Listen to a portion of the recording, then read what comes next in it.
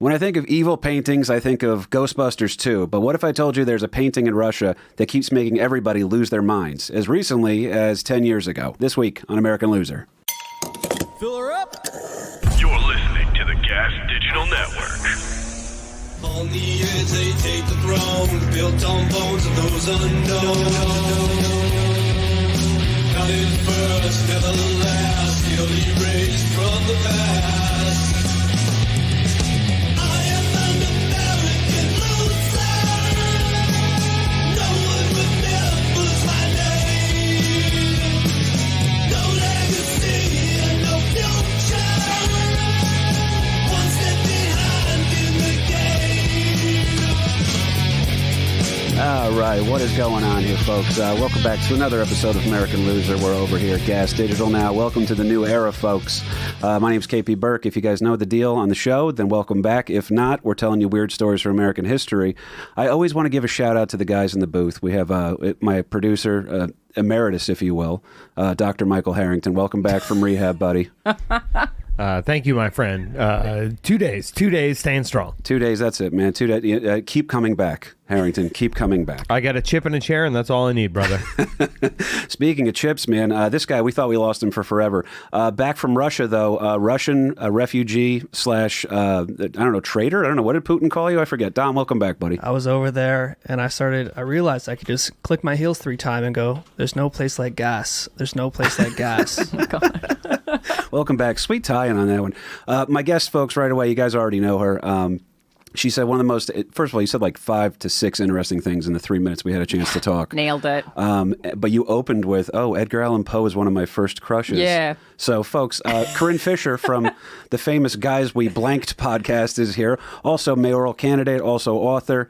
I've been following you for a long time because you're a Jersey girl, just like me. I'm a Jersey girl. Yeah. But, You are a Jersey girl. Well, I just genuinely and naturally gravitate towards people from New Jersey. I find them anywhere I go.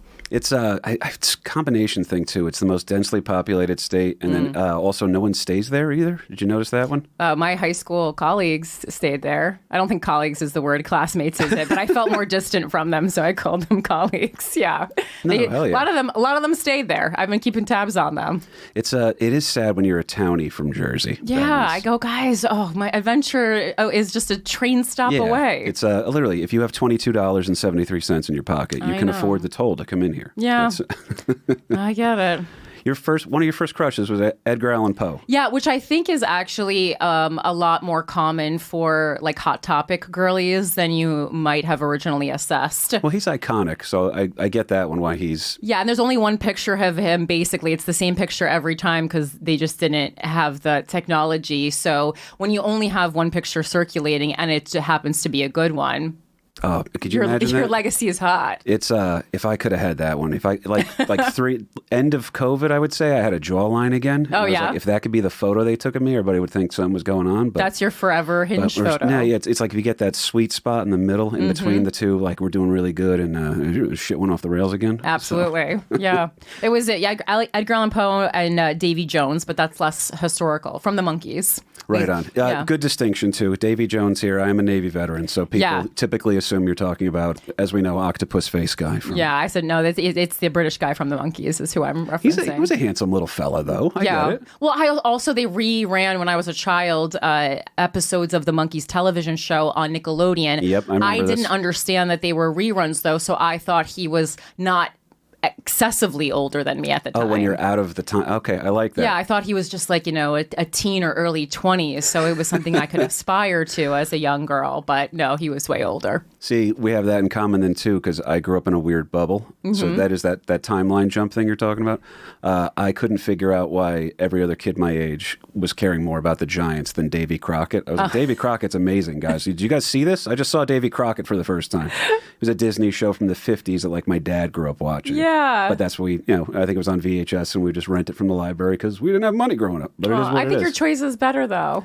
It gave me this weird, absurd, occasionally useful, but most often off-putting knowledge of history. Oh, really? So, I love it. I love a fact.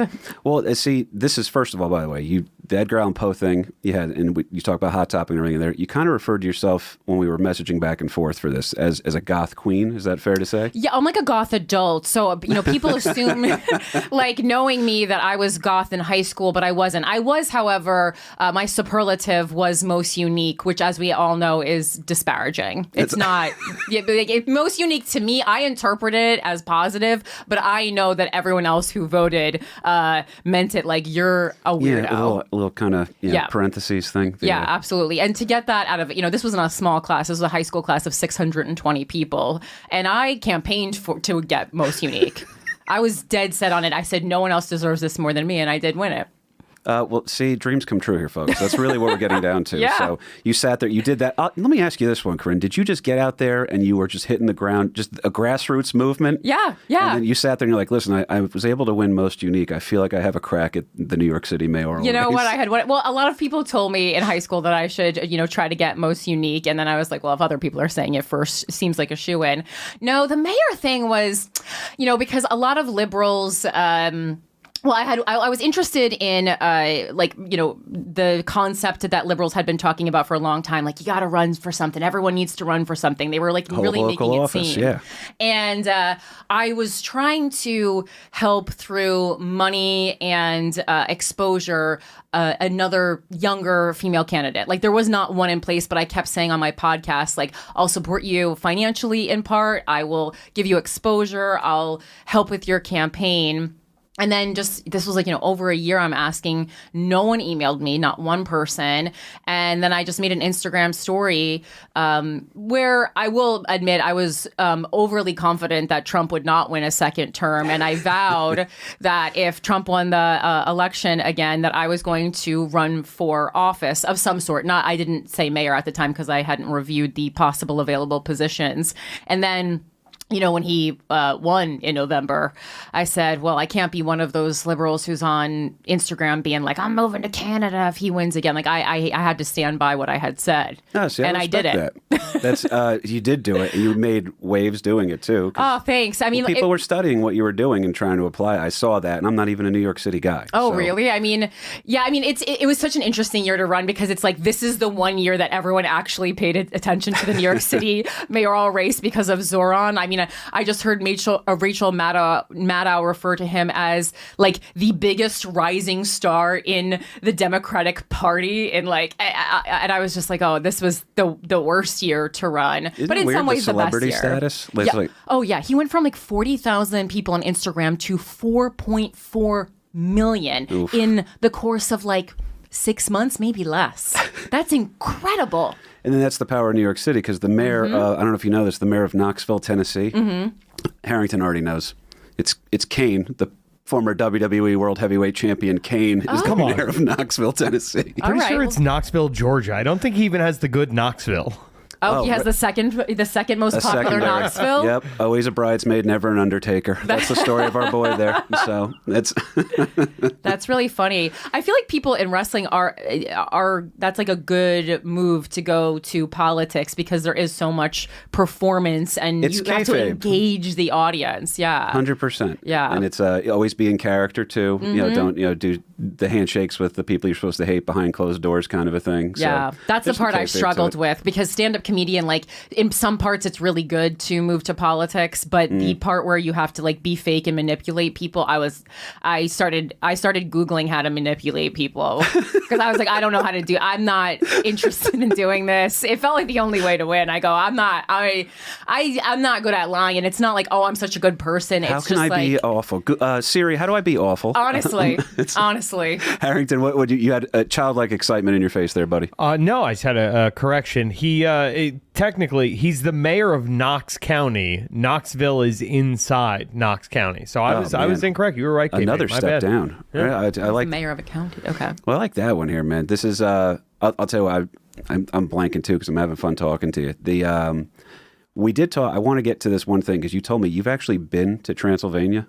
I certainly have. It was a lifelong goal for high school Corinne Fisher. And you said, all right, so first of all, I think everybody has a curiosity about Transylvania because they hear it, and immediately we go to vampire stuff. If you're a little bit more knowledgeable, you go into Vlad the Impaler stuff. But Absolutely. we overlook an entire. They're only known by the horror stories written about them, which I always thought was kind of interesting. So, if you don't mind, and listeners here, I'm as interested. This is me. I'm being selfish right now. What's the deal with Transylvania? Well, I mean, as soon as I realized that it was a real place, not a made up place, I was like, I have to go. For a long time, I just thought it was some place that they made up that Dracula lived. As a middle schooler, and then when I realized it was a real place, I was like, I have to go. Read Bram Stoker's Dracula. You follow the whole path that takes in Romania. I mean, it was just like my goal for my high school graduation gift. Instead of a car or a computer, I begged my mom for 4 years to take me to Romania, and especially at that time. So this is what year would have that been? Like it was like around 2003, I guess, that we went, and I don't know what the language situation is there now, but I mean, when I say like no one spoke English, like no one spoke English. Not a heavy tourism is kind of what I gathered. That's why another unique qualifier for you here. Well, I also I had never left the country before. The first time I left the country, I went to Romania. That's got to mess with your head a little bit then, right? Well, because just everyone kind of does the same European countries or they go, all right, I went to London or whatever. And I just wanted to try something new. So it didn't mess with my head. I mean, in what way? And like, it was a not good view of what other places look like. So I guess what I was asking is I'm curious because it's not a number one tourist destination. It's so that's not interesting. But when I say these people are kind, they were so kind. Right on. Romania, like even with the language barrier, through hand signals and however else we made it through, people were really kind and generous and welcoming, because I think when you have a country that doesn't get a lot of tourism, they're excited to share their culture with 100%. You genuinely. And it's not like the shore for us, exactly. Being in Like, oh, great, it's a summertime, I guess all the assholes are coming. Right. Yeah, they were nice. And we went on it was called Drac Tours, I believe. So it was definitely leaning into the Dracula tourism, but we chose that one. Well, number one, because it was the best pricing, and number two, because we needed something where there was going to be an English tour guide to help us navigate the country, since we weren't really well versed in traveling. That's where I'm stuck on a coat. So in terms of leaving the country, 6 years in the Navy, left it once, went to Dubai. Really? That was all I got to do. What an interesting place to have gone. Yeah, but it just felt like dry Vegas, if that makes any sense. It wasn't, so for a guy that wanted to see stuff in the world, which I still haven't, it is what it is. But I never got to check anything. But Transylvania would ring out for me as something that I'd be interested in. I highly recommend it, honestly. Anyone who I know that has been to Romania really enjoyed it. And people in Europe are more likely to have been to Eastern Europe. It's not a common destination unless you have any kind of heritage there to visit as an American, though. But I really recommend it. Yeah. The other one I have to see, and this is a convenient segue for me, is Russia. I'm casually fascinated with them, but my concern would be that I would go over there, and I have a thing where I'm not comfortable asking people for help. So to go over there and then have to rely on the kindness of a Russian person to figure out if they can point me in the right direction, I would feel lost over there. Yeah. But there's a couple like buildings over there I want to see. There's some stuff. Now, the last question I had about Transylvania, I'm sorry I'm hung up on this. No, I love talking about Romania. They lean into the culture with it over there? Yeah, they're good on it. Yeah. So that's awesome. Because they're making a lot of money from the tourism. And, again, their financial situation goes back and forth. But I think it's, it helps them economically to lean into it. Totally. You got to go with what sells. Yeah. And then I did the kitschy Dracula's castle. But then if you really want to visit Vlad the Impaler's tomb, you can, but that's like next level. Most tourists aren't doing that. You have to bribe a local person to row you across a moat in a little boat. This sounds like Greek mythology, right? I swear it's real. And also they have community dogs in Romania. So kind of the way we have squirrels just roaming free that don't have owners. They have dogs there, and so there's all these community dogs roaming around. Yeah, and someone is always kind of watching this moat, obviously to monetize the access. They have the boat, they row you across, and it's kind of like Yeah, it's just like a tall stone cylinder building, and Vlad's tomb is in there. There's like a painting of him, some flowers. It's gorgeous, but most people aren't even doing that. It's, I mean, worth the trip alone to do that. The only negative thing I have to say about Romania is the food is not good. So just like eat boxed things. Well, I mean, come on, they eat each other according to the folklore over there, right? I had not heard about the cannibalistic nature of the Romanians, but perhaps. But yeah, like that's the only thing. I mean, like I ordered a salad and they gave me cabbage with oil on it, and I said, I'm not. They're weird. I don't know how to classify them because there's European stuff in there, then there's like Eurasian stuff in there, I guess, and then there's a little bit of that. They're fighting the Islamic armies over the years, the conquerors, the would-be Turks and everything like that. Yeah. And so it's same. So I'm adopted. I'm nothing but Irish, but my mom is Armenian. So their culture's hard to identify too because they're a Christian nation surrounded by all Islamic countries. So they don't jive. If you say Middle East, they're like, nah, we're different or whatever. So Transylvania was always kind of trapped in no man's land, if you will, where it's like they're not really part of Western Europe. But they have all the cool stories. Like Vlad the Impaler is a hell of a story. It certainly is. That's people study. You've seen that dumb meme before, right? When they're like, "Oh, Vlad the Impaler didn't even start impaling people till he was 30." I love that meme. I love that meme. It's never too late. Exactly. I found it inspirational. Truly. It's it's there, and it's So Transylvania's on my. By the way, if anybody else has been to Transylvania, feel free to DM me or anything like that. I'm curious. It's not a great place to take my girl for a baby moon, but I suppose that's how we'll figure it out.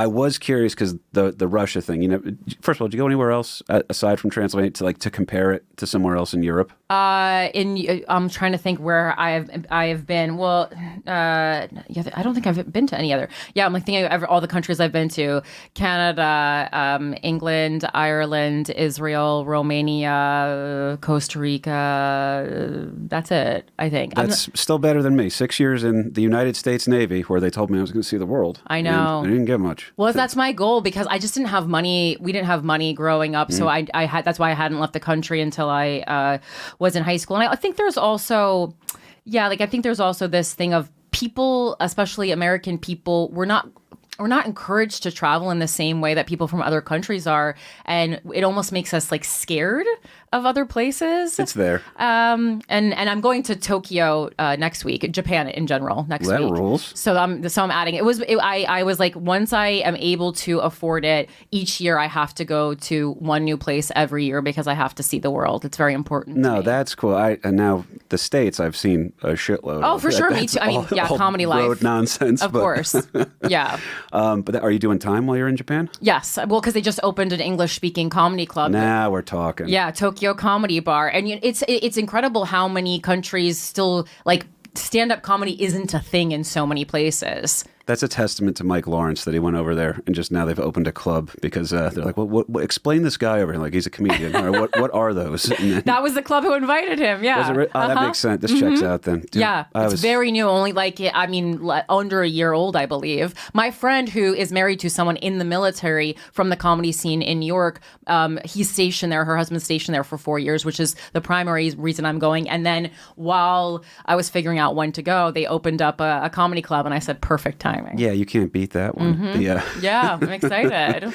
Are you cool with me showing you the controversial piece of art we're going to talk about Yes, today? because I researched it and I couldn't even find, based on Mike's description, what we were talking about. So I need to know. And no, Harrington's the man. So Mike, if you could pull up, if you have the photo of the painting. By the way, the official title of this painting is Ivan the Terrible and his son Ivan. They don't actually say what's happening in the painting. They just say it's two. Oh, it's Ivan the Terrible. That's why I was looking up a painting of Vlad the Impaler. That's why. Okay. Harrington is a sweet, sweet boy. Occasionally, I can understand getting those wires crossed. That's why I was so confused. This is, but if we look at it, we're not going to like go crazy, are we? I mean, so. The weird tell on this one is, number one, and he does bring it up right away, so sorry, audience at home. I want your explanation before we look at it. I feel like we just did the movie The Ring, where I'm like, guys, so I have the videotape that no one's allowed to watch. I know, I was like, I need to hear more about this before I look. This is the same way that my awful friends growing up would be like, hey, did you just see that we don't have school tomorrow? And then they send you a picture of Lemon Party or the Goatsy Man. Oh, my God. Yeah, I can't be doing this. So no, you're safe on this one. So this photo, the painting, rather, should not make you go crazy. Okay. But there's enough people that have gone nuts about this painting. So I think there's Russia's a weird country. We don't fully understand them. Like they harken back to their older time because it's one of the ancient civilizations, but it doesn't really get covered. And I always this is like it's at this point, if you're a loser devotee, you guys are sick of me saying it, but. Tsar and Kaiser. That was the Tsar was the head of Russia. The Kaiser was the head of Germany pre-World War I. Those both translate to Caesar, so they just thought they were the new Rome. Oh, okay. So Russia kind of thinks they're the new Rome here. Ivan the Terrible, who Harrington has a photo we can take a gander at. Corinne, I hope you're safe here on this one. Apparently, though, this photo has taken. There's Ivan. There's our boy Ivan. That's just what he looks like. This isn't the painting that makes everybody crazy. Oh, I was like, he has a great fit on. It's he's got his pimp coat. That's a good look. And the beard and the eyebrows, menacing. I'll call them menacing for sure. Scary, but I'm kind of into it. And they went with the crazy eyes. I think you can tell a lot about. They certainly let you know. Yeah. And he looks like he's about to tell you you're not allowed to photograph him. That's kind of the vibe I'm getting there. But that is when you're known as the Terrible, which I found out.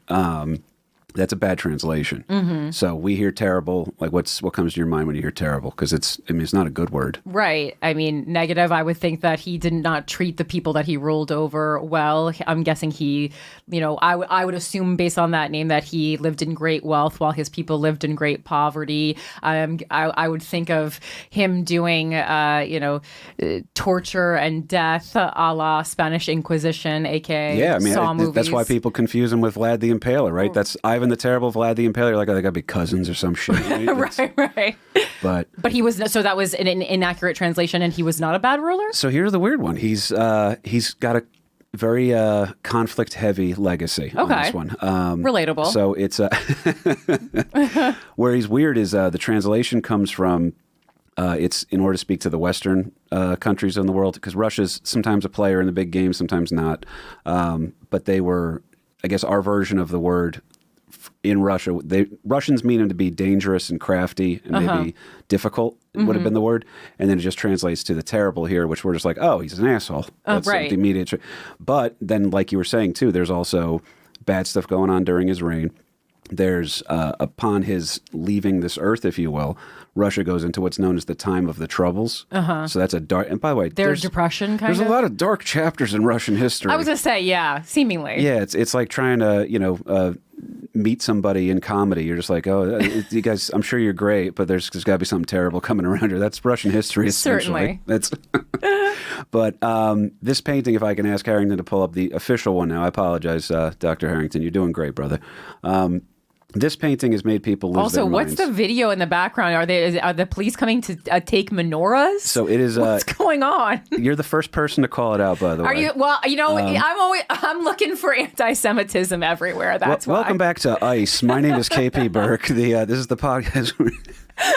All of a sudden, I just saw some kind of a police force bagging menorahs. It's in there, so it's historical B-roll that they put in the background, and I didn't notice some of it until I was watching. My girl edits the videos for me and everything before they go up on YouTube, and she started noticing some of the stuff, and she was laughing. She'll send me like a crazy screenshot of it sometimes. Sure. That one stands out to you, and then there's a couple other weird ones in there too. I don't know who that guy who's the doctor that's examining people. I can't tell if that's supposed to be an Ellis Island thing or if they're rounding people up. So dubious notes on the B-roll footage in the background. You're interesting. Okay. They do a great job too. I made them.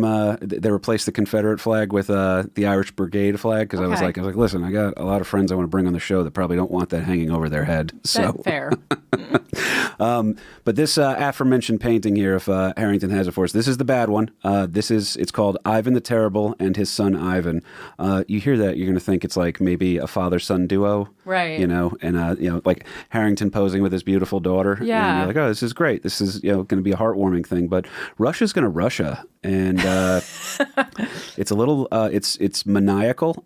If Harrington, if I could ask you to zoom in, on I was going to say, eyes. let's zoom in. So this is where it gets even crazier. So for the audio listeners, because oh my god, yeah, they gave him full crazy eyes on that one. They're almost popping out of his head. And by the way, instant reactions. It's your first time seeing it, so I'm curious. Well, yeah, when I was because I thought it was a Vlad the Impaler painting.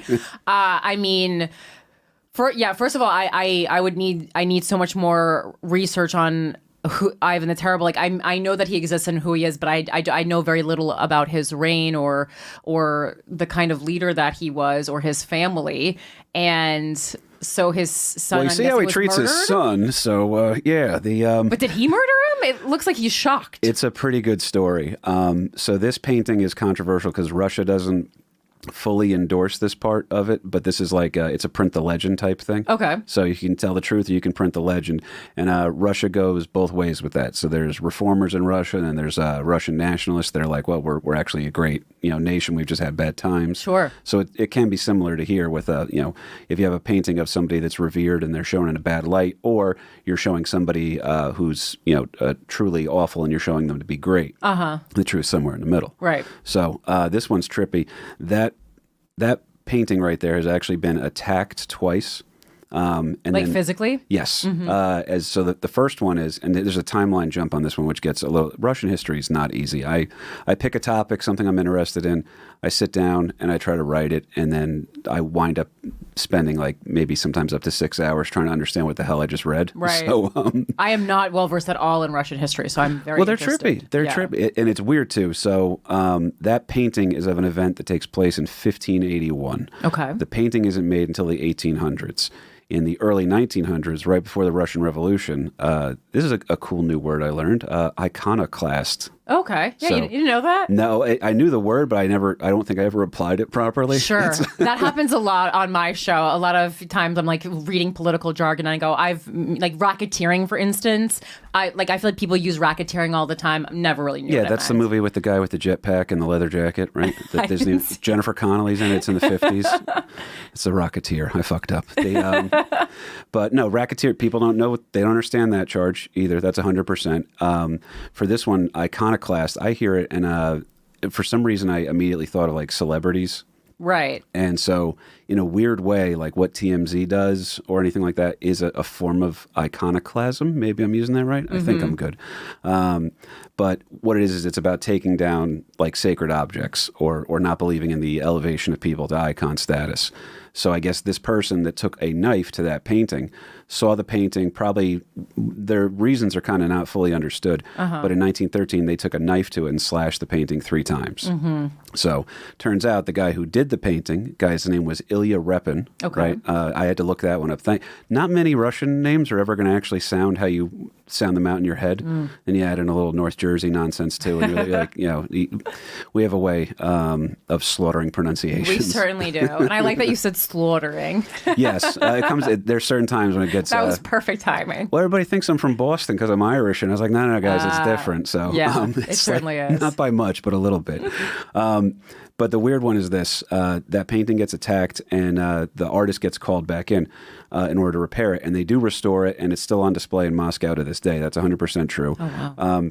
By slicing it, though, they thought that it had been ruined forever. So the curator of the gallery that was having this historic painting, keep in mind, it's probably a 30-year-old painting at this time. Okay. It's also the first painting ever banned in the Russian Empire. So interesting. You have an early case of art censorship on this one. Sure. What was, do you remember this one? There was something in New York City where they were hanging a blanket or something over a statue that people found offensive. I couldn't remember what it was. Oh, that sounds vaguely familiar. I think it was like Giuliani was mayor or something, and the art was suggestive to the point where they covered it with they didn't want to remove the statue because that was going to cause a bigger stir. Right. So like, no, we're just going to hide it underneath this blanket and make it look like it's like a Scooby-Doo villain. That was before taking down statues was like commonplace here in America. We got really into that. That's how I learned my iconoclastic thing. It was they used Saddam Hussein in the fall of Baghdad with that statue getting knocked over as a modern example. Oh, okay. Yeah, that should be easily to research what the blanket one. Yeah, in get your to city. work, Harrington. Come on, guys. Come on. Fingers up in the air. What do you got, brother?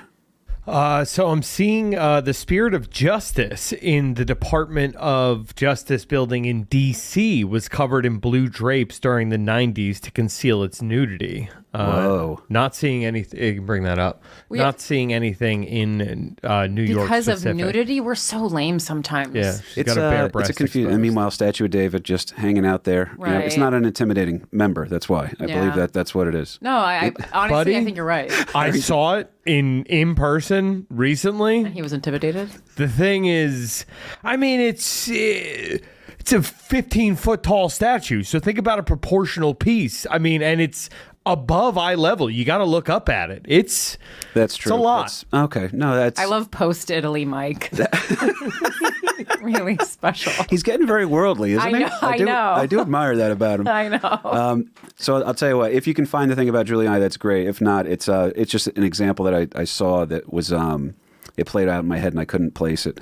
But the guy who was running this particular gallery finds out the painting got slashed and thinks that it's the end of the world. And he knows it's an important painting. It's been censored by the current czar, who at the time is Alexander III. Okay. Right?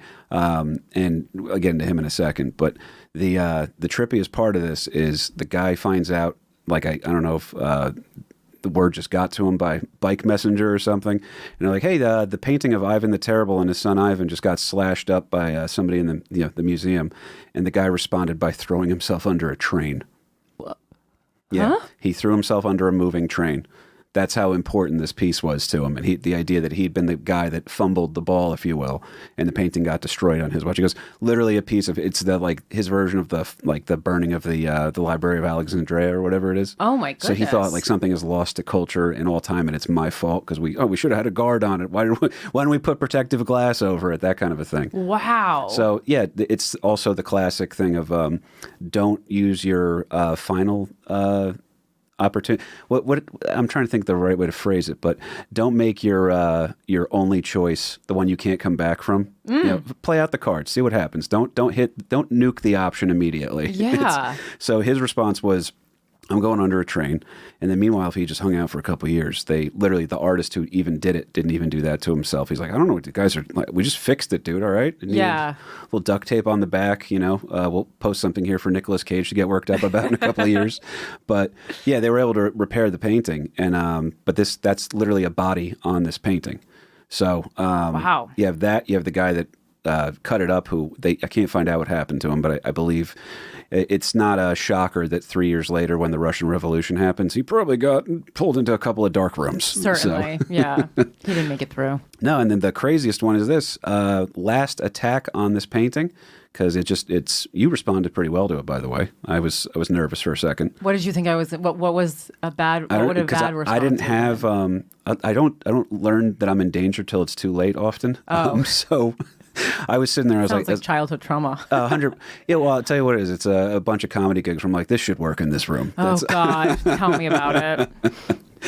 You guys laugh about heroin, right? Everybody's cool. Just stop. Sometimes very hard to read the room on that. That's how me and suicide jokes really. So I really have had to learn what audiences can handle them and what can't. Yeah, you're like, all right. So next, anyway. So I got a dog, right? But this was a trippy one here. 2013, the painting got attacked again. Oh, wow. Yeah, so this had a visceral response from yet another person. Mm-hmm. The guy winds up admitting, he goes, I was really drunk on vodka. He actually says in his confession, which, by the way, it's state-sponsored confession, so it's accurate and completely, A state-sponsored, I've never even heard of that. He made a full confession, while surrounded, like pretty much imagine somebody in the American judicial system who's the defendant, if you will, admitting that they did the crime while they're being surrounded by the cops and everything. You don't know if a lawyer's been present at all, but making a public statement. Yeah, so the other day I committed this crime. We'll see how the court goes. You know what I mean? We'll figure it out. Right. Trial is what it is, but. He makes a full confession and actually states the amount of milligrams of vodka he had drank, and let's just call it excessive. Right. So, and this is also Russian people. I was going to say very Russian of him. Yeah, it's pretty on the nose. But this guy, he doesn't attack it with a knife. Luckily, the painting is behind protective glass at this time. I believe it still is. If someone, I feel like the first time when the guy threw himself under the train, they got to put some glass up out of respect to the guy who killed himself. In America, by the way, the more, I guess, tame version of this is like throwing paint over something that you don't like. Mm-hmm. But this guy actually attacked it with a giant pole. I imagine it was like a pole that was holding up like ropes that were supposed to be keeping you, some sort. I don't know how he got his hands on a pole, but he smashed this painting. Broke through the glass and actually did damage to it again. Oh, wow. So that's one guy offed himself because he thought the painting was lost. The then czar in the late 1800s banned the painting, and then two separate people attacked this painting, and then it's still controversial to this day. So I'm like, well, what's the story? Yeah. Yeah, and then you saw it. I mean, your gut response was, something bad just happened, right? It's not a happy painting. Yeah, no, it's not happy. But I mean, also, we're not.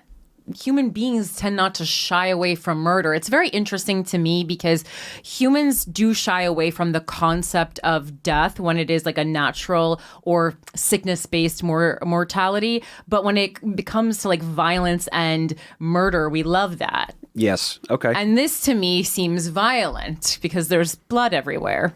There is. It's for the audio listeners because most of my people listening are on their way to some sort of a factory job of some sort. But, hell yeah. For those audio listeners, there is it's Ivan the Terrible. He looked creepy as hell, right? Is that fair to say? Well, he also looked like ill. He looks frail and and yeah, then, his eyes are bulging, but which I mean is like surprise, but also it is kind of like giving a little bit of sickness. His cheeks are in like he got like the buccal fat removal, which I don't think was a thing at the time. I don't think Ivan the Terrible started that. No, that'd be great if that's like ancient Russian knowledge back in modern medicine. Right. It's not a picture of health type looking guy, like you said. Mm-hmm. His eyes are a little gouged out of his head, almost in a cartoonish vibe. Mm-hmm. He's also cradling. We know it's the son from the title, and then I explain the backstory here because the backstory. This is what happens to me. I go down wormholes with this. Yeah. You can be on the internet and go down some wormholes, and the fact that I didn't land at super conspiracy dude levels, that's where the I'm proud of you. Well, thank you. You know what it is? It's my I go where I'm interested, if that makes any sense. Yeah, of course. And then the problem is I have conspiracy people are like, you're not conspiracy enough. And I was like, but I was never the thing. We could talk about stuff that's public information, but I don't need to choose my own adventure on that. We try to do this one.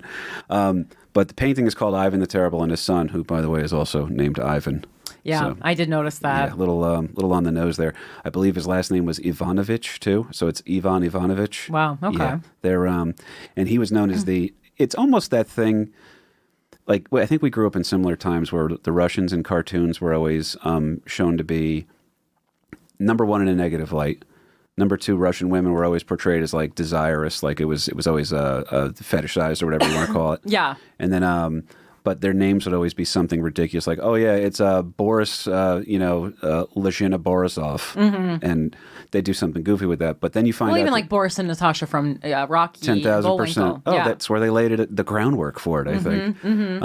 Yeah, evil Russians, and we're going to combat you with a flying squirrel. That's our. Yeah. It just made me like them more. So they did not do a good job because I'm like villains. They're villains and they're sexy, and they also, as a duo, they kind of had a Morticia and Gomez Adams thing going on. I never clicked that one. I felt like it was just like strong, powerful woman, little guy. I just felt there was something that's very sexual going on there. That you got the Jessica Rabbit and Roger Rabbit, Joe Pesci and what's her name? Marissa Tomei, or is this something else? That's no. There was. Well, I'm trying to remember what the name. The girl from Bordello of Blood. I always get her name wrong. The redhead.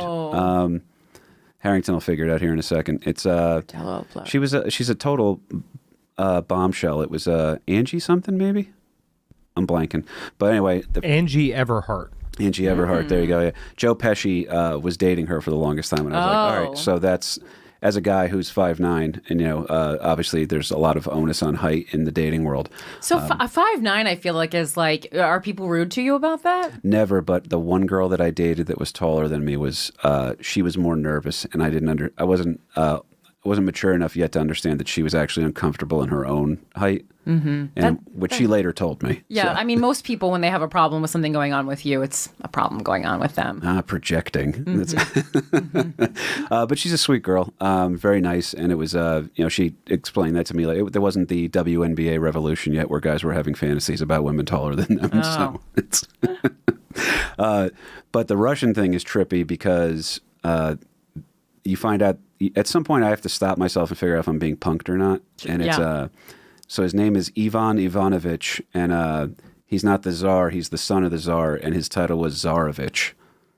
And I was like, I'm trying to paint you guys as sophisticated and worth, but like, if you're just ending it with Vich, that's like, going after somebody who's Jewish and putting Berg or Steen at the end, or I'm Irish, adding a O or a Mick in front of something. Yeah. It's a little we'll say on the nose again. I'll go with that one. Right.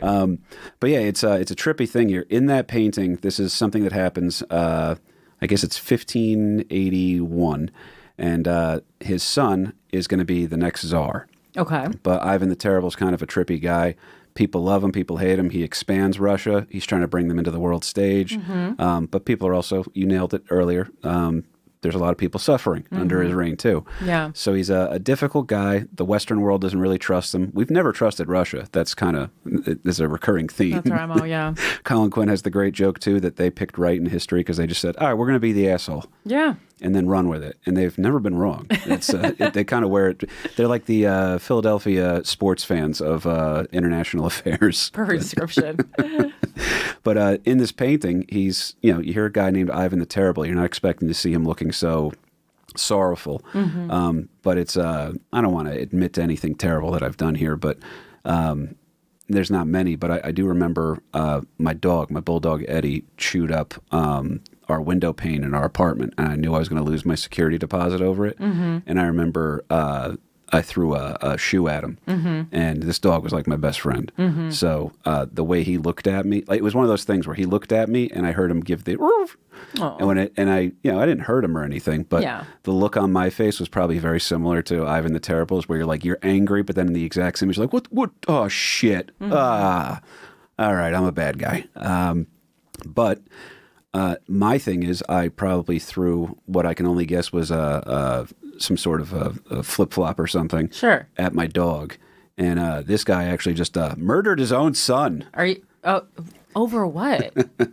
A woman. It's always going to be a lady. That's what makes men lose their cool. They But can't even think. when it's but father son, I feel like sometimes it's about power. But they wanted to have sex with the same woman. So it's similar in that vein, but it's trippy. Ivan the Terrible is known for these crazy mood swings, and he had mental instability. I was gonna say, for it seems like he probably was undiagnosed with something. 10,000%. Yeah. Now the weird one with this is he's had a ton of wives. There's actually, if you try to read about Ivan the Terrible's wives, there's official and unofficial ones, which is pretty amusing. I love that. Some weren't recognized by the church, and they all go by the Eastern Orthodox thing, which for history dorks, we know that that's a continuation of the Byzantines or Eastern Rome. When, that all fell.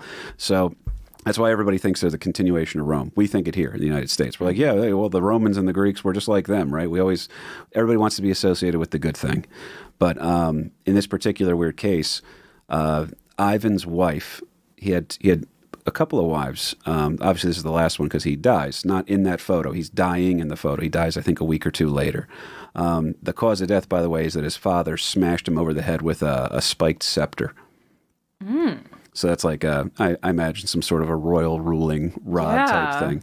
But it's they very get like into Renaissance fair. Have you ever been to the Torture Museum in the Renaissance fair? It sounds like something that would be I've seen stuff very similar. Got to pay $4 extra.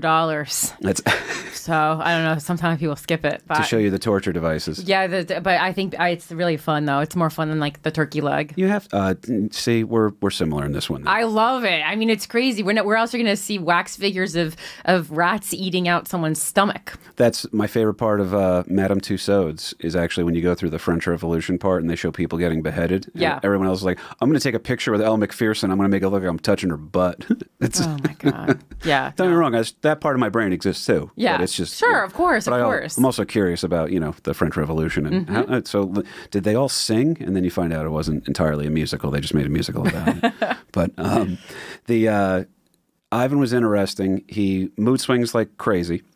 And then he apparently, this heated debate that he has, just prior to that, he roughed up his son's wife. Now, the first wife that he got for his son wasn't getting pregnant fast enough. And that he got for his son? Like, did he purchase her or did he like do some kind of casting call? From what I read, you're not wrong. Yeah. Casting call is a good way to phrase it. I think they held like a ball type thing and then they would like do like a pass and review That's type totally thing. what I mean. Because, I mean, a lot of this I'm getting from Disney movies, just so you guys know. But I'm like, it's based on something. We didn't make up as much as we think. No, I know. I go, no, honestly, being an artist, you can just tell no one's really that creative. They're all just borrowing from something else is what I've learned. So there's usually some kind of a factual template for anything that we see in movies or television. Nailed it. I firmly agree with that. It makes me sad, too, when I read history. I'm like, oh, they just took this and then changed the time period. Absolutely. It's still a good movie, don't get me wrong. But, yeah, Ivan, I guess they did like a pass and review thing, and Ivan picked out this woman to be his son's wife. Okay. Probably also picked out a chick for himself, from what I was reading. Fair. But this one chick, the first wife, if you will, she's not getting pregnant fast enough. Okay. So you talk about, the hourglass being upside down type thing. A lot of pressure in there. It's all royals. Everything is passed down through some sort of lineage. And Ivan's also very disruptive in that, too, because he's trying to unite certain people, but he's also very standoffish. There's always a caste system on these things. So anyway, he picks this chick out. She's not pregnant fast enough. So he doesn't go full King Henry VIII and do the Anne Boleyn thing. Right. But it's not too far off either. He has her sent to a convent. Oh. Yeah, so she essentially has just disappeared from the scene, and then they marry his son off again a couple years later. And so Is divorce a thing, or they just go next? Oh, they're Eastern Orthodox, so I didn't know that, because it's not like Catholic where they're like, no, we wrote these rules once, we're not opening them up again. So I think they were slightly more progressive. Eastern Orthodox churches, priests are actually allowed to marry. Oh. Now, there's a certain rank you can't go beyond if you're married, which I don't really understand that one, but that's, this goes back to the Romans, so what are we going to do? Right. This one was, it stood out to me as well, too. The reason I bring up the wife is that she's actually pregnant. So this current wife of the Tsarevich, this is Ivan the Terrible's son, Ivan, he is going to have a kid, right? And so his wife is pregnant, and Ivan the Terrible apparently bursts in on her while she's in her, I guess, undergarments, whatever you want to call them. So I don't know. It's you hear that. I mean, what's mental image for you? Where are you going with that? For the idea of 1500s undergarments, I don't think it's going to be as risque as we're thinking. Oh no! In my head, it was like full coverage, more than you would wear to the beach today. Yeah, she's got like a giant flowing muumuu nightgown. Yeah, type thing. silky. It's definitely like not even like pants, like so you couldn't even see like the genitalia outline. Full coverage down there. Oh, it just sounds comfortable, though, yeah, doesn't like it? some like boning around the rib cage. Maybe you could see some like a breast cleavage, but I think that's probably all you would have seen. I wonder what did it, because that's what I thought too. But and apparently, and by the way, you might be entirely right. That might have been what it was, and Ivan was just a fucking whack job. Okay. But apparently, he goes ballistic at her being in a state of undress while she's that far along with her pregnancy. Well, she's always supposed to be dressed? Well, it's even weirder too, because her defense was, "Yeah, you burst in on me unannounced." Exactly. She's in. Why her are you room wearing alone. lingerie? Right. You're in your room alone, and obviously sometimes you have to get undressed to change your clothes so you don't smell and so you can bathe. Mm-hmm. Yeah, I mean, I closed the door. I don't know what else you want me to do. But, Right. You are really terrible. Sounds like huh? early gaslighting to me. So this is the origin story of gaslighting right here. It's cyclical. It's never going. We come up with new names for old behavior. But he bursts in. He's probably out of line 110%, to the point where his son gets into his face about this. The tragedy in this is that Ivan the Terrible actually beats his son's wife for how offended he is by her state of While undress. she's pregnant? Yep. Ugh. And they do believe she doesn't lose the child right away, but she does lose the child, which Actually, sorry, I don't even know why I acted surprised, because even today, domestic violence rates are higher during pregnancy than they are during not pregnancy, just in case anyone wants to have a nice little fact. Harrington, can we get like a the more you know thing, and just like a good, can just Corinne just mugging for the camera? I go, why am I even acting surprised? Obviously, that would continue throughout history. I think it's, to me, it's a no form lower type thing than when you're doing something like that. Oh, I agree. And then also, the guy is painting his own undoing. Painting, unintended. Uh-oh. But it's his own undoing, because you're beating the woman carrying the secondary heir to your throne. Right. Right. So your immediate heir's wife, which that's bad, and then she's carrying another future heir, and all this stuff is patrilineal, or it's all going to pass down through him. So you've built an empire. You're the czar. He was actually the Grand Prince of Russia was his first title, and then I believe he restored the title of czar.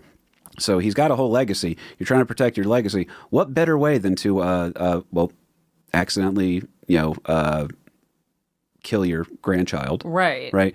And then when your son comes to get in your face about it, like, dude, what's going on here, man? Mind you, he hasn't lost the child yet. So as far as he knows, it's just his wife she caught a beating. Right. And that's not good either. You put your hands on, somebody's, you put your hands on almost anybody, you're going to have to hear about it. Right. And then in this particular case, Ivan the Terrible is now hearing it from his son.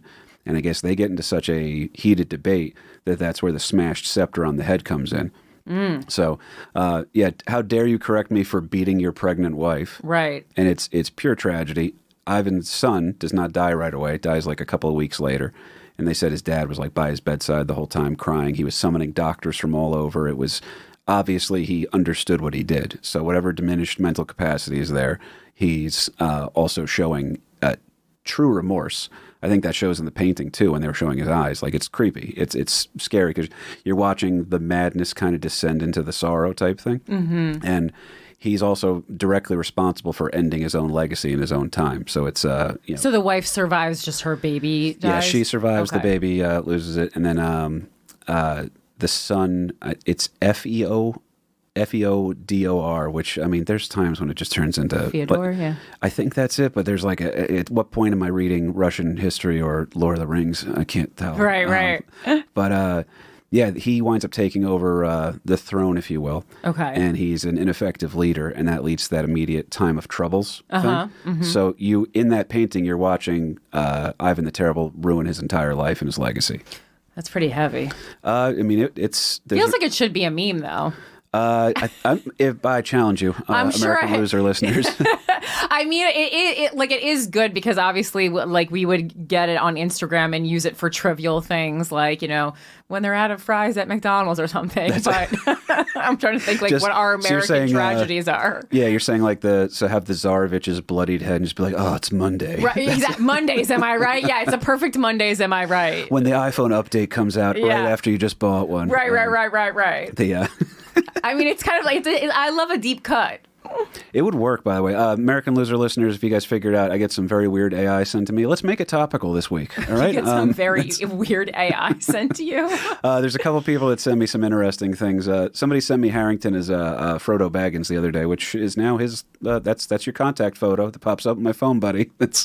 He loves it.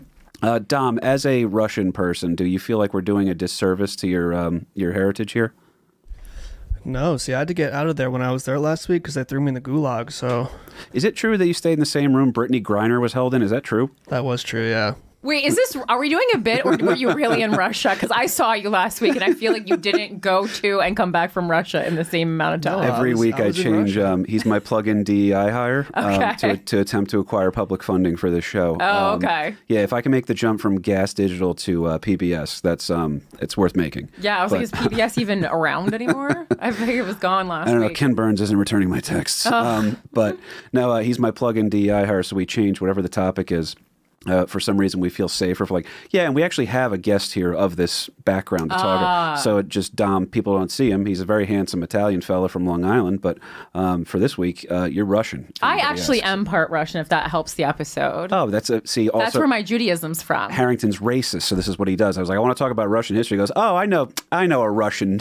It's all right. So Russian Jewish, not really a happy history amongst those people either. Yeah, I'm not even familiar with most of it, so it's not good. Do you know Boris Hyken? Yeah, very well. Great guy. Love him. Did a fest with him in North Carolina. We just clicked immediately. But he tells some of the craziest stories on stuff like this too. He was on last week. We talked about Russia a little bit then too. We tied in the Wizard of Oz sequel, the Return to Oz. Oh gosh, have I seen that? I feel like once, but I couldn't. I don't have like a clear vision of it. Is it giving Russia? It's time of troubles. Yes, because it does feel like that whole empire in decline thing, which kind of ties into like, all right, Ivan the Terrible, you just ruined your entire legacy, and it's this awful painting. Well, by the way, it's actually a beautiful painting. The guy did a great job. Yeah, no, I don't hate it, and I think that bad times should be remembered the same as good times are, so we have an accurate look back at what history was. So you're actually setting me up for success so much. Perfect. The trippiest part of this story is that Russian historians all agree that this is probably what happened, but no one ever, Ivan the Terrible never fessed up to it. And obviously, his son Ivan's not going to, fess up to it. This is a moment that's kind of dubious. That's so interesting. There's no written accounts or anything. Right. No one journaled about it. Yeah, so it's one of those things where everybody knows what happened. Right. We'll go with. I don't want to get into a chaos dissension here. Thank God it's not a live show. I don't have to read a comment section. We all know Epstein probably didn't, unalive himself. Oh yeah, I have a shirt that says that. Don't worry, I'm on board with you.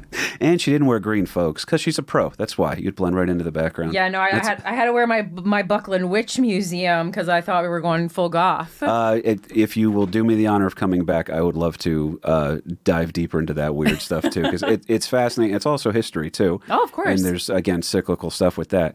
But the thing that kind of stuck out to me with Russia's kind of rise and fall over all this time. This particular moment in Russian history, we know it happened, and everybody agrees it happened. Right. But the idea that this painter was going to paint the moment, people took offense to that. They were like, dude, why would you paint Jeffrey Epstein's cell with with a couple of sheets wrapped around a pole type thing? People are so scared of the truth.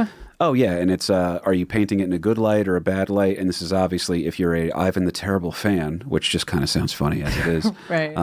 But if you're a fan of his or you're trying to proclaim the greatness of his rule, having him immortalized in a painting like this is going to definitely have its detractors where you're like, oh, he really was awful then. Right. But you're like, terrible, I get it, it's lost in translation, but murdering your own son and your grandkid, it's not going to win you points. That's just... It's not, but it's so funny because even after hearing the story and then taking in the painting, it doesn't, in a way, I feel like it's such a more humanizing depiction of him than the prior one in the pimp coat. Like, I actually feel empathy for him, especially knowing that, he was probably, maybe he had schizophrenia or a bipolar disorder. Right. He's unmedicated. That, that's just not we didn't know enough about it yet. I mean, we really know enough about it today to help people. Yeah, Corinne, take a walk around the East Village. God, I was just talking about that today. Well, are you saying that with context, you could better understand the subject of the art? Yes. That's what I'm saying. See, you're giving nuance to it. And a lot of these, I think people that got pissed off at the painting, they got pretty angry. But then I think that was when you speak to not that you could talk to him, but Ilya Repin was the artist. Right. And they asked him about the painting, and he said that he suffered the entire time he was making it. So it's that, I'm trying to remember what it's called, but it's like the transference of pain. It's not duende. Is that it, I think? Where it's the art of suffering. The art of suffering. I don't know what the word is for that. It's me sending a Veils to the stand. I know like Tong. I know like Tong. What is it? Tonglen. That's like the Buddhist saying when you absorb other people's pain. But I think that's a different concept. Oh, that I'd be curious on that one too. But it's kind of like when you see suffering around you, you try to like kind of breathe in part of their suffering so that the suffering is shared. And it's speaking to the concept of like as long as one person is suffering, we are all suffering. Oh, okay. No, That's right what on. that is. That's, it sounds kind of similar. That one makes sense to me on that one. Also, Harrington, I know it's almost 7, buddy, so if you got to dip out, I understand. I don't know if we had any. I think we had 2 more photos I'll get to real quick just while you're here because I don't want to make Dom have to pull them up. But the artist does a great job with this.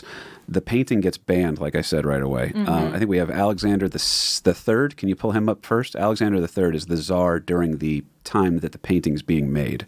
So there he is, very... bald, January 6th looking kind of fella. You know what I mean? Yeah. But that is Alexander III. He's the Tsar that bans this photo. Now, he's got a conflicted legacy as well. They kind of all do. I think that's probably just a byline in being powerful. For sure. His father, the reason he bans this painting is that if you could pull up Alexander II, Harrington, and then I know you got to bounce, brother. But Alexander III bans the painting. And the reason why they think is because Alexander II, who is known as the Reformer. So you have Ivan the Terrible and Alexander the Reformer. You're going to think one's good and one's bad, but they both have good and both have bad. So the middle ground is... they're people. So Alexander II right there actually gets killed via firebombing. They firebomb, I believe it's his vehicle. Oof. And so he dies in the attack. And what was crazy is that... Ilya Repin is in St. Petersburg the day this goes down. So he's there for the day that the Tsar dies. Right? Oh. Then he comes back. He's doing like a gallery visit or something like that. Okay. And he happens to be there for when the people that were responsible for the attack are being publicly executed. So he actually watches the executions. Oh, there you go. That's Ilya Repin right there. That's an older, more distinguished version of him. Yeah. He was a young man when he did the painting, or a younger man, I should say. Sure. But he's a trip and a half to read about because Ukraine enters the discussion on all that too, whether or not they're Russian is a whole thing. But he paints these things after watching the public executions and then is drawn to a story that's about 300 years earlier than him, which is Ivan the Terrible. So the painting is of an event from 1581, but it's made in the late 1800s, and then it's still causing problems as of 2013. That's really wild. At what point is art problematic? Right. And does he have any other famous works, or is he kind of He's got a couple. Okay. He's got a couple. So he did a few other things. What he was known for is he would the face of Ivan Ivanovich, the son who's slain in that photo. Sure. I just keep saying photo. That's how goddamn millennial I am. It's painting. I get it. But he's actually known for painting in faces of famous Russian writers into that. And it's like the guy who he painted in there had like anguish in his face. So they said he was like a brooding looking guy who also he's a Russian writer who wound up unaliving himself. Oh, boy. I hate that we have to say that, but what are you going to do, YouTube? Right. But so there's all these tiny details in there. So like art majors study this painting. And then I just wanted to know the story behind it. And then I wound up accidentally teaching myself almost 300 years of Russian history in the process. It happens. But it's a creepy one. Harrington, can you pull the painting up one more time? I just wanted to see what else Corinne thinks about it. Because the idea that I get to ask you with a fresh set of eyes on, because I stared at this thing way too long. But it's yeah, I'm like, is there anything else? Like, what else is what's happening in the room? Is it in disarray? Like, that would speak to there being some kind of a fight or a struggle. Like, what's that red thing in my left corner? Yeah, what is that? Looks like one of those pillow type things, right? To me, I see the pillow thing, and then I see you have the so there's also overturned furniture. Yeah, because to me, like the red thing looked like a huge stick of dynamite. I mean, I knew it wasn't, but that's what it looks like. You brought Rocky and Bullwinkle back into this. Yeah, that's what it looks like. And I think the scepter's actually at Ivan's feet over there too. I think that looks like it in the top corner. That looks like whatever the scepter is that he just smashed his son to death with. And is his son wearing some kind of is that a robe? My guess is that's the like the Russo Finnish style of the time. Okay. That looks like that's probably what was used to get rid of our boy. But yeah, it's in this painting you're seeing a man realize that he's just murdered his son. Right. And he's also ruined his own dynasty and legacy. And then the painting is controversial enough that people are like, were you overcome with emotion when you saw that? I responded to it emotionally. I think it's a good piece of work artistically. I didn't feel the need to like make it not exist.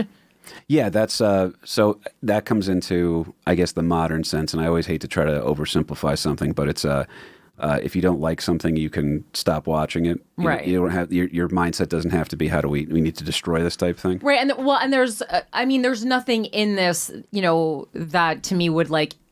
It's not inciting violence or encouraging others to kill there's nothing about that. I don't think someone would look at that and be like, you know what, I'm going to kill my son. If anything, I think it would convince you not to kill your son because you see Ivan the Terrible's face and you go, I was thinking about killing my son, but now seeing this guy's reaction to killing his son, I'm not going to do it. So it could actually stop It's not crime. the good time that I thought it was going to be in my head. Yeah. And don't get me wrong, I want to chase my stepkids around sometimes, but it's, it's one of those You're things. admitting to a lot of crimes on this episode. They're all thought crimes, which as of right now, as of 2025, I'm in the clear on. As of September 2025, we still have a couple months to go. There's a chance I feel like I won't be let back in the country. So after Japan. Oh, did you make the enemies list? Well, I don't know. I mean, after that viral story that Jenna Friedman told about being questioned, what kind of comedy she does, and if she talks about political figures when she left the country, we never know what's going to come back. back. Wouldn't it be great if when they're at, what kind of comedy do you do? And then like every male comic is just like, all right, get in line with the rest of the guys to talk about the pills you buy at gas stations. Over there, my over there God. with you, buddy. So, Comedy 101. 100% on that one. I also want to ask you real quick because I want to hold you hostage. You did me a big favor coming in today, and you were fantastic. Not a on the favor show. at all. I'm so happy to be here. No, you're awesome. I'm very happy to hang with you. Also, I really undersold it here too, folks. Yes, she ran for mayor. Yes, she's an author. Multiple great podcasts, by the way. Also, very funny stand-up comic. Thanks. So, where else can people find you right now if this is their first time finding out about you? Probably if you're watching this show, I think the show that would most be aligned with your interests is my political show, Without a Country. Every week we read stories from the far right, the far left, and everywhere in between and try to just find some truth in the middle. If you watch the live stream on YouTube Wednesdays at 7 p.m. Eastern Time, you can also call in C-SPAN style, which I love. That I have rules. actually appeared on C-SPAN, time of my life. Do you screen your calls before they come in? I mean, Mike is supposed to a little bit, but we don't know what he's really doing back there. Yeah, so it is Harrington then, right? It's Harrington so is producing these it are as both- well, yeah. Harrington, that he is, he promotes synergy. I think that's why he wanted to have us together in the show. No, for sure. It makes sense. He's always talking about you to me and stuff. So it makes sense that we would. Alex says that too. She's like, "Can you stop filling my husband's head with nonsense about Teddy Roosevelt? Because it's ruining foreplay. He's wearing cowboy hats now, unironically. Yeah.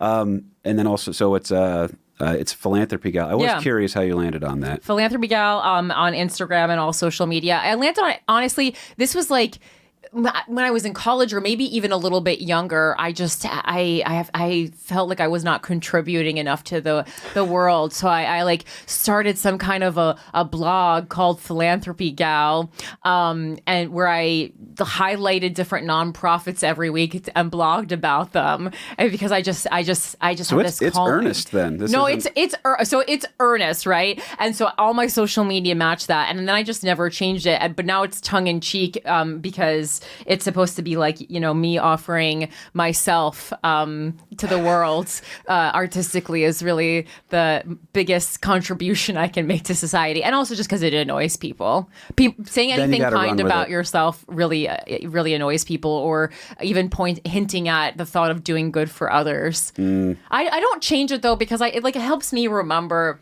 why I initially got into the public space. And I mean, as much as I make no I don't hide the fact that I want to be famous and I enjoy fame and I like celebrity.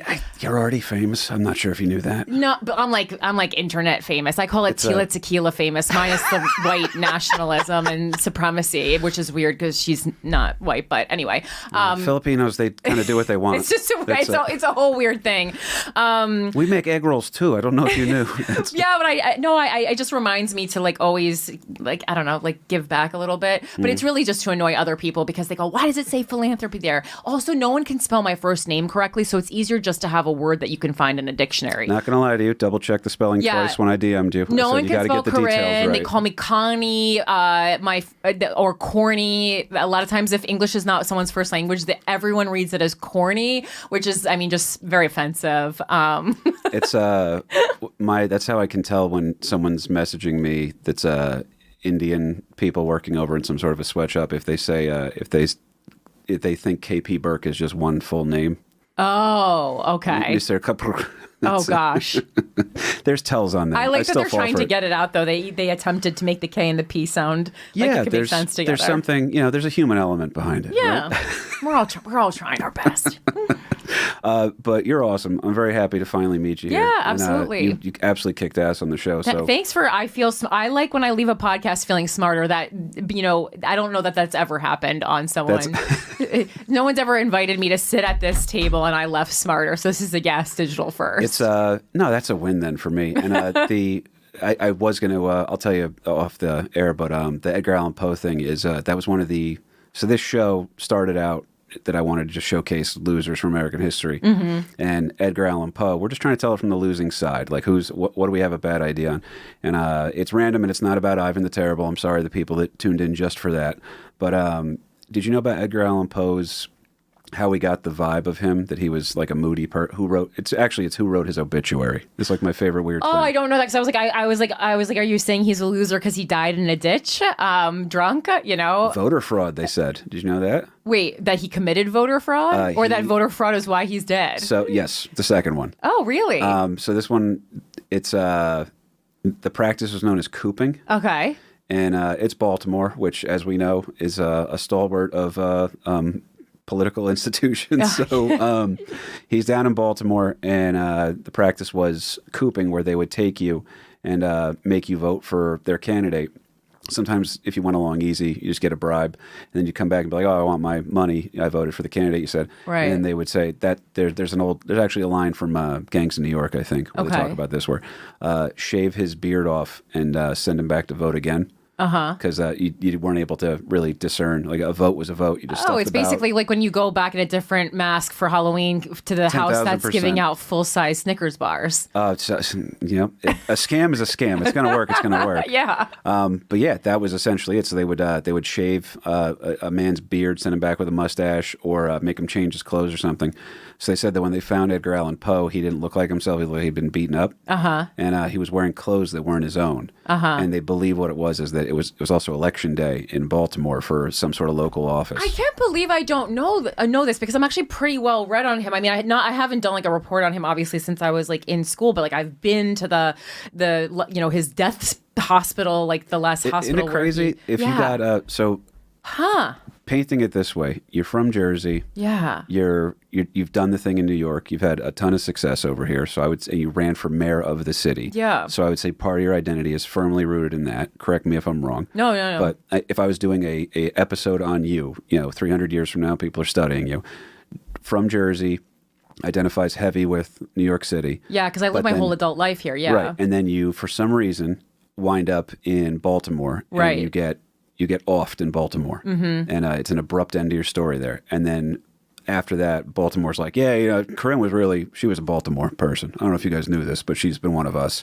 Ignore the running for mayor thing. Don't care about where she's born. Right. She's really, her legacy belongs to us for tourism purposes. Oh, so, yeah. Actually, we've named a football team after her. Yeah, wow. I never really thought of it from that perspective. In his books, he writes from a fellow Bostonian or something. So he identified with Boston, lived in the Bronx for a little bit. I think you probably knew that. Yeah. And then apparently his obituary was written by a guy that hated him. You knew that part, or? A lot of people hated him, but yeah. He was the great literary critic, right? So he could just shit on everybody nonstop. Right.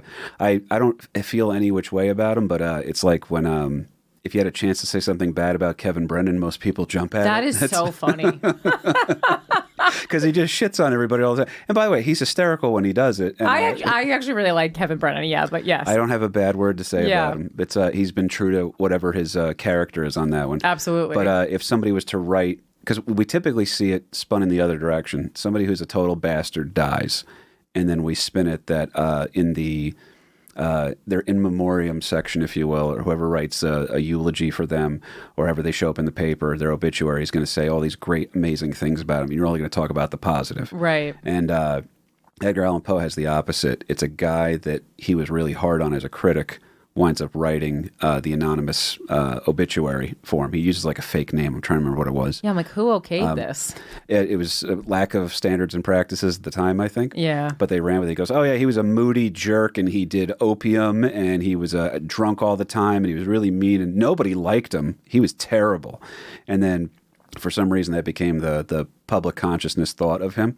So then this imagery of him as like the moody goth kind of person is possibly done in error. Like it would be funny if you met him in real life, you were able to travel and meet the person from history, like all those awful interview shows ask the question, I'm sure. Right. And then he's just like, he goes, hey guys, I'm Edgar Allan Poe. He sounds like Mickey Mouse. Yeah, I have a dash hound. He's great. Do you guys want to come over? Oh my gosh. But yeah, apparently his the guy hated him who wrote the obituary. So picture the person who hates you the most in the world getting to write the final rap on you. Right. It's why he's truly a tragic figure, I would probably say. Oh, yeah. I was like, that would kind of be fun. I think being the villain is pretty it's more interesting. But from his work, it definitely seems like he's a hopeless romantic. I'm like, the alcoholism just made sense because writers just tend to be alcoholics. Yeah, the happiest people on earth, right? Right. And also like hopeless romantics, you know, anytime it's someone who is very emotional and is going to need to escape from that pain, the alcoholism or addiction in general makes sense. But I hope he wasn't an asshole. Nice. I don't think he was. I think he just got done dirty. 'Cause Yeah. nobody's worse than nobody's worse than once you criticize something they love. Like I remember, and it's weird, but I'm having a lot of fun talking to you. There was a comic out of like the Philly area or something like that, and he was just sending these obnoxious mass messages on Facebook to invite us all to some show. Okay. And I remember just casually writing to him. I was like, "Hey man, you got to promote. I get that. Why don't you? If you were to change this to this, you'd probably get a better response." Because I wasn't constructive criticism. Yeah, I wasn't the first person that ever pointed this out to him. There's Sure. a lot of people were, you know, and this guy made it his mission for the next 6 hours of the day to dig through he found like old photos of me when I was a little kid. What? And just was trashing me in and then eventually, Oh, my God. Oh, he went nuts. So it was, once you attack somebody where they feel vulnerable. Mm-hmm. So I think that this guy probably wrote, he goes, "This is my grand masterpiece." And Edgar Allan Poe's just coming by looking at it. He's like, "Yeah, it's you got some work to do. Figure Right. it out." But Right. that's sort of a criticism when somebody's like, "What are you? I wrote a poem about my grandma. How could you do this to me?" And then he lost his shit on it, and he literally played the long con villain game of, "I'm going to be the guy that ruins his reputation post mortem." I mean, look, I respect Petty. That's one of my number one reasons for liking Cardi B. But this is next level. She's a classic one on that one too. It's but if to me, I was trying to think who would be the awful person that would write something about me, and it was Right. like I try not to be a dick just because it doesn't make me feel good. Sure. But there is probably if the former my former employer over at let's say I worked construction in Mendham for a bit. If that guy had a chance to Shout out to Mendham. yeah, good old Mendham, New Jersey. I won't tell the guy's business name, but let's just say if he had the chance to write my obituary, it would be like he was disrespectful. He was late a lot. There was that one time when I know for a fact he took a longer lunch than he said. Oh my and, God. I'm pretty sure he drank heavy too. I can't prove it, but he seemed to sweat a lot at work. So if you just have a guy that hates you writing your final word on you, like it's just they're going to find whatever opportunity to literally stick the knife in your back on the way out. Oh yeah, I'm sure. But we're both Poe fans, so then we get that. I felt good talking about him here in the end of that one. Oh no, that's good. You cleared some things up for me because I did some deep diving on Poe when I was younger, and then I moved on to other exploration. So I haven't checked in on him, and I feel like some things are clearer now. We got to do Amelia Earhart and Houdini next. Those are my two other historical faves. I would love that. We did the early versions of the show when I used to record in Eatontown, New Jersey. What's the podcast studio situation in Eatontown? So it was weird. It was Kevin Smith, Jay and Silent Bob fame. Oh, right? yeah. It was guys that ran his comic book store. They let him run a studio. Oh, out really there. cool. So they were wonderful guys. Yeah. But it was just it got too hard. Like, no, I'm not getting New York City mayoral candidates to come down to Eatontown. No, So we made the jump. Some of them would. there's some deep cuts from the mayoral campaign too. I believe you on that one. Yeah. But yeah, that was Houdini and Amelia Earhart were two of our best. But because we didn't understand how to podcast yet, and now we have the visual platform, you just gave me a great idea to bring them back on and do it here. And obviously invite you to come on and then use visual aids, folks. I have them now. We love them. Looks good. Dom does have another podcast coming in shortly, so I honest to God could probably talk to you for another hour and a half. And We'll do a part two. I sincerely appreciate you. Of course. Thanks for having me. We got into Poe talk here at the end, but guys, that was Ivan the Terrible and his son Ivan, American Losers. On the edge they take the throne, built on bones of those unknown. Counted first, never last, still erased from the past.